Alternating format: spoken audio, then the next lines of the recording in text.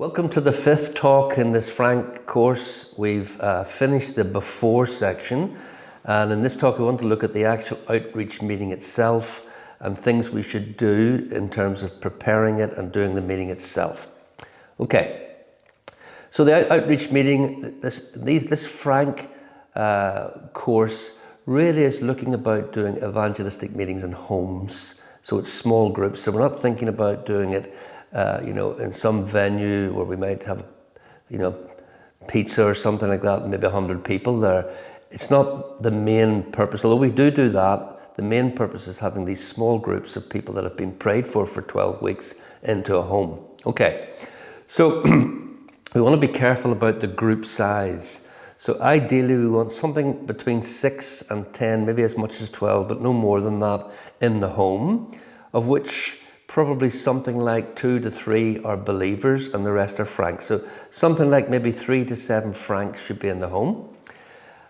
Because this makes it almost one-to-one evangelism. If I'm one of the evangelists in that group and I'm sharing the gospel, I can look round, everybody's sitting at that table, and almost share the gospel with each one of them. If I'm doing a message to 300-400 people, I'd maybe pick out 1 or 2 people, but there's not such a personal connection. It makes it one-to-one evangelism in a small group, and it's very powerful and effective. If there are more than 12 franks that want to come, then do 2 groups. Once I did a group where, the believers are very diligent, and it was in somebody's home, a big home, but there were 40 unsaved people that came. Now, it was a privilege to preach to them, but it lost the effect of being the intimacy, the one-to-one kind of evangelism in a group. So if more than 12 want to come, do 2 groups or more groups. Now, here's an example of a frank group in a home. Now, you see the kind of people that are at it. It's a mix of people there, and there's a bit of food down there. By the way, it's probably not a good idea to do the food. Perhaps at the end you can do it, but if you do it at the start, it tends to mean it's ages before you get to actually sharing the gospel. We'll share some of these things a little bit later on it. Okay, preparing for the outreach meeting. Now this is important. You've got to think this through well. So you've got to plan when the frank meeting's going to be. Now, remember, you're going to have 12 weeks of prayer, and then you're going to have 1 week of the actual evangelism going on in people's homes, and then you're going to have 10 weeks of a new believers discipleship course. Well, that's 23 weeks altogether. So you've got to think about events like Christmas or Easter or summer holidays, because you don't want the new believers course, let's say, starting, people have just responded and opened themselves up and given their lives to the Lord. You want that new believers course to start straight away. We'll look at this a little bit later, but 2 or 3 days you want it to start. If the next week is Easter and you've got a preparation week before Easter and then Easter week itself, let's say, it can be 3 weeks before you start that new believers course, or it runs into summer holiday or over the Christmas period and so forth. So you have to plan well, thinking about 23 weeks and when those last few weeks will be in the new believers discipleship course. Make prayer groups, the prayer groups meeting together to pray for the franks. Make one of the leaders the frank group leader, and he'll be the person that you would expect to motivate all the others in the group to get organized and to bring their franks. So you've got to choose that kind of person who is a natural leader. Now, sometimes when we're working with churches, they would meet together. They'd have their frank groups meeting together, perhaps on a Sunday afternoon or something like that, or after a meeting. With our busy lives, it's quite difficult to organize a separate meeting for people to meet together and do this prayer ministry. So usually you're maybe trying to find it somewhere else. One of the churches we're working with, they normally have a prayer meeting on a Tuesday night. And really what has happened, we have 5 or 10 minutes of prayer for other things, and the rest of the prayer meeting is devoted to splitting into groups and praying for our franks. So in other words, no extra night was put onto their agenda. So that's a good thing to do. You have to think about that and plan it well, because as we've seen already, the praying together in teams and groups together is crucial for everybody to be encouraged and to keep going to the end. Okay, so then we want to look about the actual process of inviting to the outreach meeting. So about 2 or 3 weeks before the meeting's due to come, the believers need to be praying and preparing themselves about talking to their franks and inviting them. Now, it may be over the last few weeks you've developed such a relationship with them that it's naturally going towards that. You've probably already talked about it. But for many of us, it hasn't been the case. We've developed a friendship perhaps, but not a very deep friendship. We feel a little bit embarrassed, but you must do this because this is what we've been praying for, that God is working in these franks more than you have done, or more than you can ask or think, and that he's working these franks to harvest them. And if we don't, the worst they can say is no, but we need to give them the opportunity to come and to hear the gospel. So be airing the idea 2 or 3 weeks before the actual frank mission, and then make a firm invite. Perhaps you need to offer a lift if need be for them to get there, but make a firm invite 5 to 7 days before.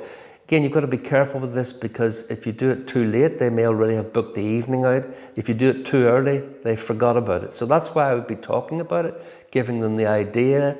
As they get more open, they're starting to think and look about their diary and make sure it works on that particular date and so forth. Okay. Sometimes you can have invitation cards made and give it to them. It's not really necessary, but you can do that if you want.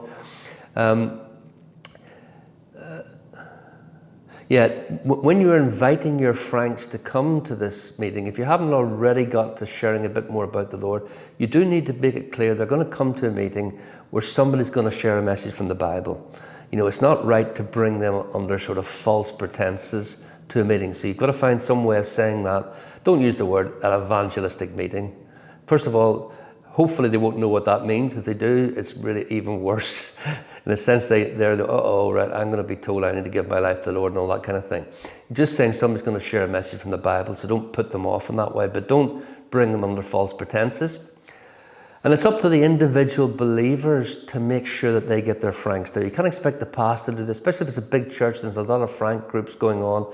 Even the leader of the group, he might be motivating the group members to get their franks to that meeting, but they need to do it. He can't go ringing around all your franks. So each of us have to bring our own franks to the meeting.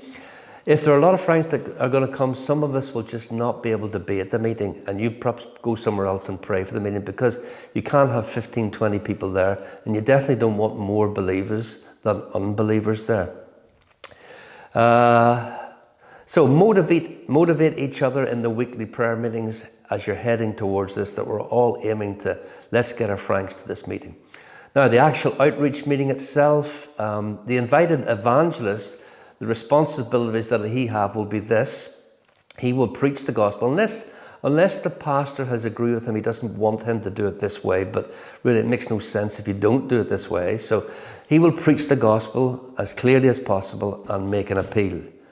So, we're praying that the Lord is going to bring these people to Christ. We need to give them an opportunity to make that decision.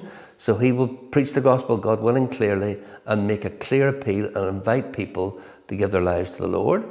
If there are ones that give their lives to the Lord, he will do a short assurance Bible study with them. It'll be 3 or 4 verses just to help them go home with the idea that now they've believed in Christ, they are a child of Christ, and so forth. He will do that. If he has an assistant with him, he might go to a different room and take the ones that have responded, and the assistant will remain and answer questions from the other. Make sure that the group leader and the believers follow these ones up after. They've got connections, they've got telephone numbers. Sometimes strangers will come that hardly anybody knows very well in the group, but you must make sure there is follow-up for everyone that's been in the group, not just the ones that responded, but everyone that's been in the group. We'll see why in a minute. Answer questions that are opened. Try not to run way over time, otherwise people think, oh my goodness, one of these other meetings at that church, goodness me, I'm going to be there 4 hours, I can't go. They won't come to the first week of the new believers discipleship course. And we need to be doing the follow-up for these ones, especially the ones that have responded within 2 or 3 days. He may have made a genuine response to God, but hasn't come through the new birth. The first thing he does as soon as he leaves that church, the enemy is going to attack him, and he'll be attacking him every day. So we need to get there as soon as possible to make sure that they haven't been discouraged, they haven't been deceived, they haven't been hurt, whatever other things that might come that will stop the seed going on to bear fruit. We need to be there as soon as possible. So organize yourself to be visiting them within 2 or 3 days. Maybe give them 1 day so they don't feel totally hassled and pressed, but I would be going the second day. So preparing for the outreach meeting, every believer makes sure he brings his frank. I think I've said that. Don't cook food.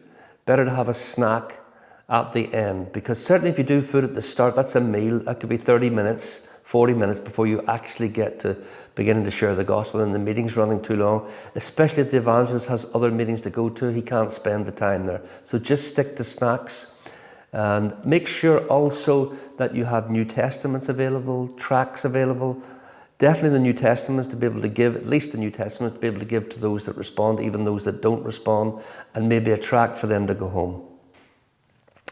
Okay, we'll look at some more of these things a little bit later on, but these are just, this is, I hope, common sense, but sometimes you can forget about these things. So think them through and make sure you do all these things to prepare as well as possible so nothing goes amiss, especially after those that respond. And by the way, you're going to invite them to the first week of the New Believers Discipleship course, not just the ones that have made commitments, but all of them. Sometimes there are people there that actually have understood better and are thinking deeper about giving their lives to Christ, but weren't ready to make a commitment. Some other ones can sometimes make a commitment in the emotion of the moment, and it's not that deep or serious. So make sure you invite everybody. Okay, let's look forward to the next talk that we have in the series.